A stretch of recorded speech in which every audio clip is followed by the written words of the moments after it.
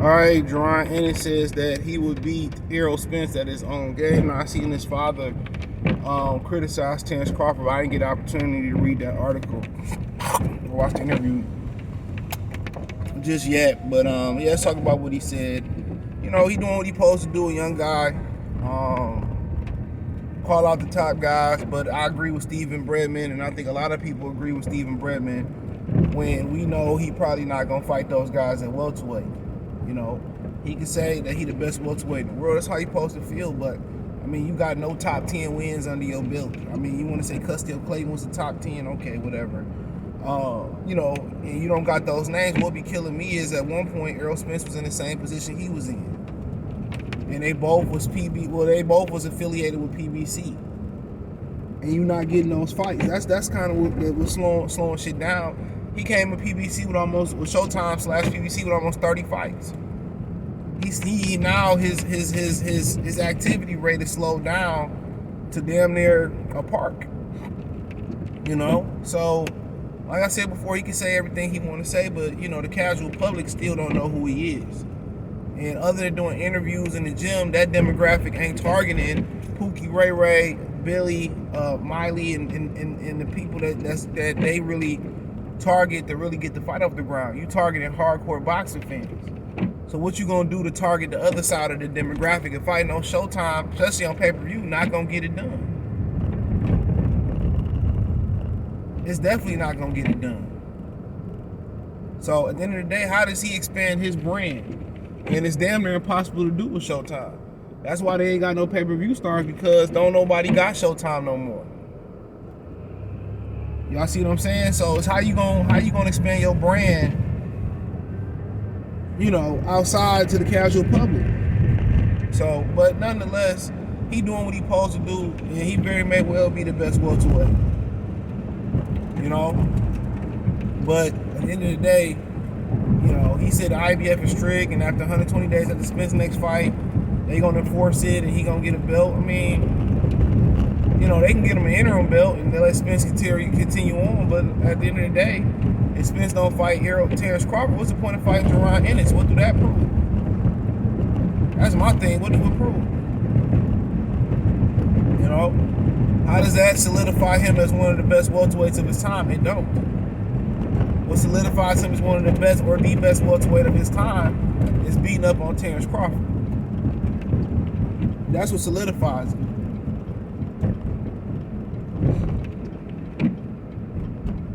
That's what solidifies it. So, but he said that he'd beat Terrence Crawford, Errol Spence at his own game. He said nobody backs him up, nobody goes to his body, and that's pretty much the game plan that he'll implement by pressuring Errol Spence Jr. He said that's what he'll implement. So, you know, like I said, it's easier said than done. He got the size to do it. Question is, does he have the durability to do it? Does he have the experience to do it?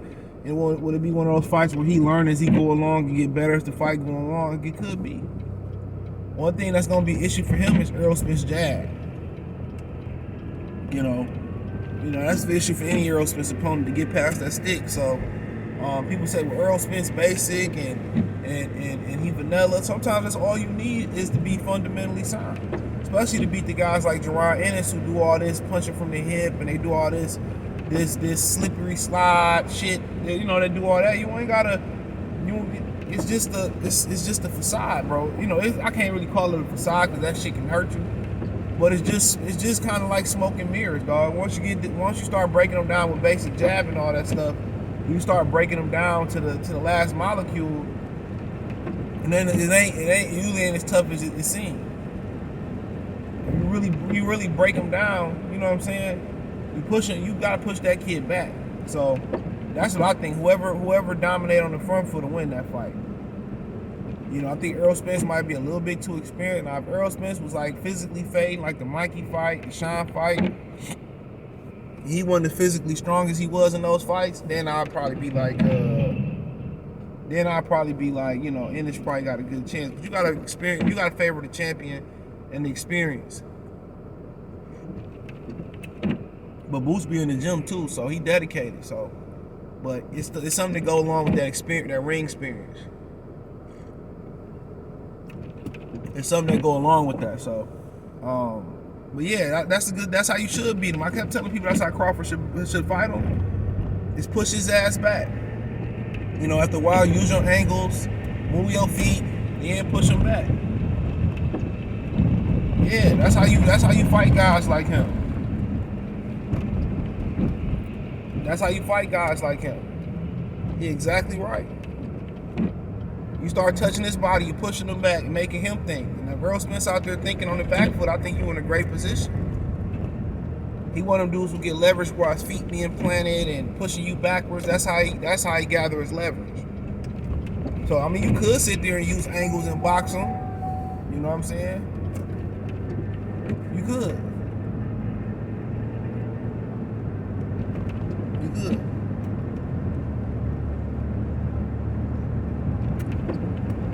Good. But I like the game plan and the implementing, but you gotta have the tools to do so. You gotta have the size, you gotta have the strength, you know what I'm saying? But Errol Spence looks strong in that Ugas fight, man. So it ain't gonna be as easy as it once looked for anybody. You know, so I don't know if the switching really gonna bother him at all. But you know, a lot of people don't know. They say Errol Spence can switch too. So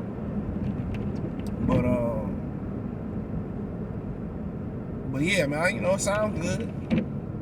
But, you know, he doing what he supposed to do. Him and his father using champion name, the two best of division name, to coattail it. But the problem with that is that you coattailing it to hardcore boxing fans. That's all you building up. They don't care what we want as hardcore boxing fans.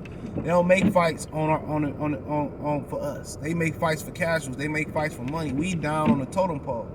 So you continuing to preach to us about how you deserve a fight.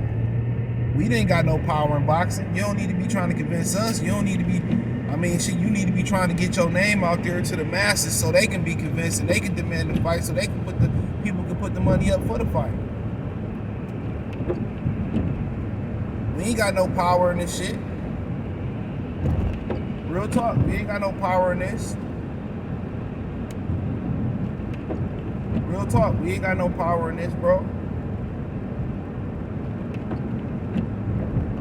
None whatsoever.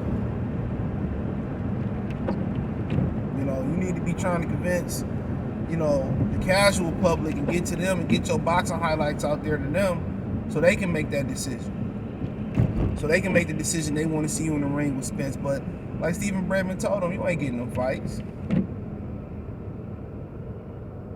And why should you? You ain't done shit. You ain't done shit. If they say Crawford ain't done enough, you damn sure ain't done enough. You know? But I understand it, you know. In the same world of boxing, you become the number one contender. I can't go against that. You still gotta be carried. I can't go against that. If you deserve the number one and Spence vacate, that's up for the public.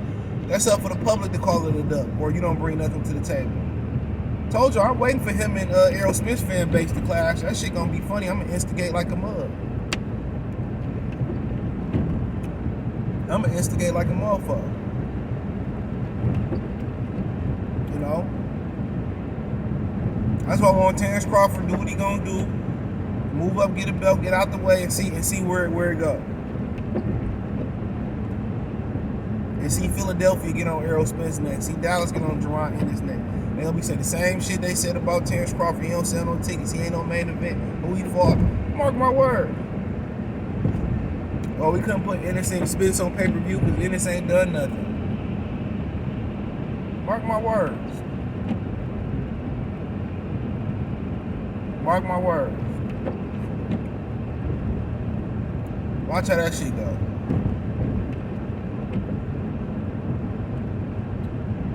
Watch how it go. But it sounds good, but you know, obviously he got different tools. But I think in that fight, whoever back each other up, back the other person up between Spence and Ennis, I think that's who probably gonna have the advantage. I think that's exactly who's gonna have the advantage. But yeah, you know, he's got a fight coming up, and you know, he got to get as many eyes on him as he can. But Like I said, you preaching to the same amount of people you always preaching to. The people with no power in boxing. They don't care what hardcore fans want. They don't care what we demand. We want easy. No, we ain't easy. Don't. Easy. No, that ain't us. They treat us like we say. You know, so you keep telling us how you want this fight. I mean, that ain't even the fight that's on people's radar. They want you and Virgil Ortiz when y'all get titles. The fight that we want is spend some blood. We ain't thinking about you. Even if the winner, you know, move on and don't fight you, man. Nobody think about you. That's the God honest truth. That's the God honest truth. So it is what it is. Let me know what you girls and guys think. Thumbs up the video, share the video, subscribe to the channel. Next subscribe button is the bell icon button. Hit all notifications, increase your chance of notifications. We are live or drop a video. Financially, want to support the channel, Cash App, $CJGood313, Venmo, CJGood313, PayPal link in the description. Hit the link tree, follow me on Twitch, Twitter, Instagram, Spotify, Anchor, Cash App, Venmo, PayPal, Apple Podcast, Google Podcast. Check out the Boxing News playlist and the welterweight playlist for more videos like this. Appreciate the love, support, and most in the comment section, peace.